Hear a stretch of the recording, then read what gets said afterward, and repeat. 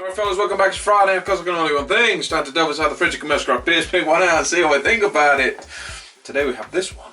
Rascals Brewing Company's Big Hop Red. It's a lively, piney, zesty, bold Irish beer, 5%. Let's get it cracked open and into a glass. Oh, God, it's escaping everywhere. So as always, I'd like to thank our channel sponsors, beersofeurope.co.uk, the biggest online beer store in the UK. The selection is vast, covering the globe. So go and check them out. Now, I did a little bit of research with this company, and I like the sound of what they were trying to do. They put the life savings into setting up the brewery. Oh my God, they spent a lot of time in New Zealand and moved back to Ireland, decided to set up the brewery, and you know, following the dream. So she's poured out. It's a lovely red, ambery colour. A little bit of carbonation rolling up the glass. It's formed a nice mocha, tight bubbled head. And I've got some on my hand and it's sticky. Beer, I mean. Let's get an aroma, guys. Cheers. Man, that is ram-packed full of flavour, full of aroma. That smells damn good. That's packed. Oh, that is that's quite complex. Throughout the deep breath of what you're breathing in, the malts change all the time. So it's a little bit roasty. You're getting a hint of that toasted, almost like toast, the caramel malts.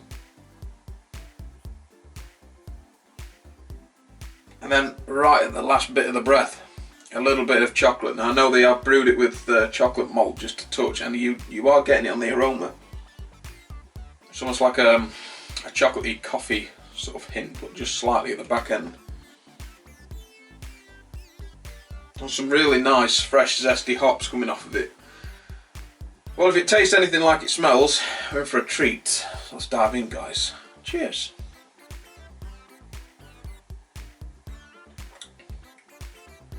Oh my goodness.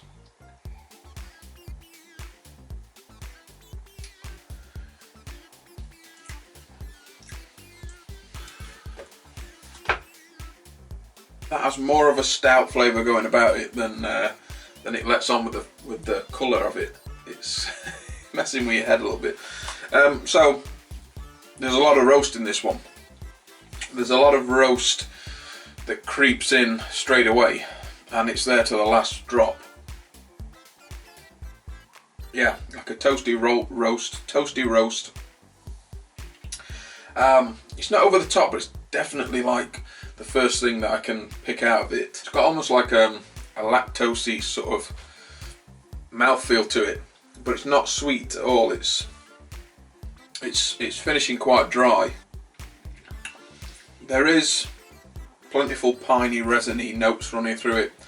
There is a nice citrus freshness to it, but not really picking much out of the citrus. So it's not like a lemon flesh or a lemon zest or a grapefruit or a lime or anything like that. But it's more like a congealed, generic sort of fresh, citrusy note to it. This one's all about the malts, and the flavouring of the malts through it is really good. A lot of caramel notes in there, nice roast. Not so much picking up much of the chocolate.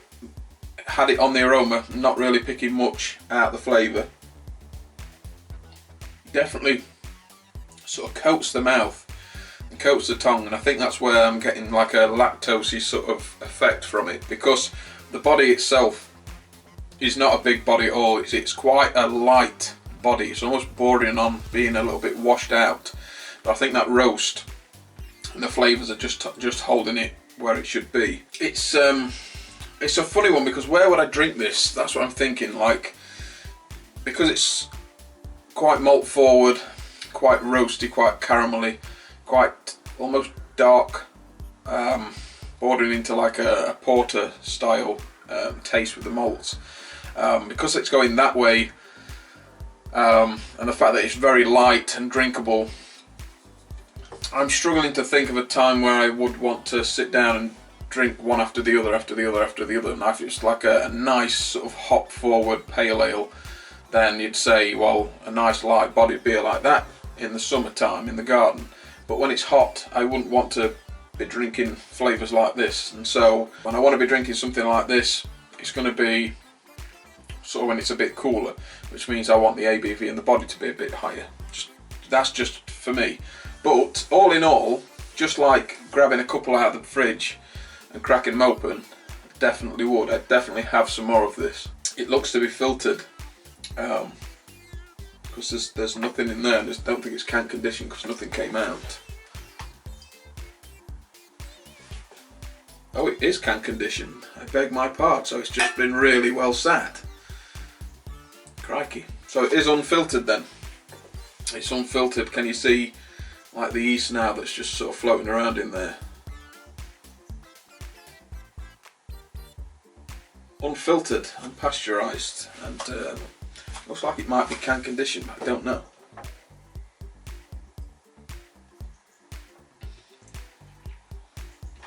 All in all, I like it. I like that the individual malt flavours are there for you to taste instead of everything being muddled together. I like the fact that it's got a nice hop back end to it that's sort of following up from the malts, and I like that sort of resiny pine that runs through it. So for the flavours, yeah, big bold Irish beer. The body, for me, I think I'd enjoy it a little bit more if the body was a bit more than it is. But it's a good beer, really good beer. So as always, fellas, I'll leave a link direct to this beer on beerzero.co.uk. Go and check out their shop. It is vast. And that about wraps it up. That's all from me. Another beer review that'll please some people.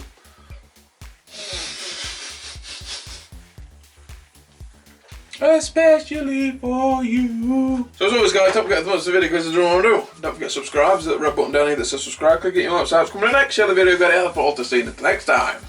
I'm out of here.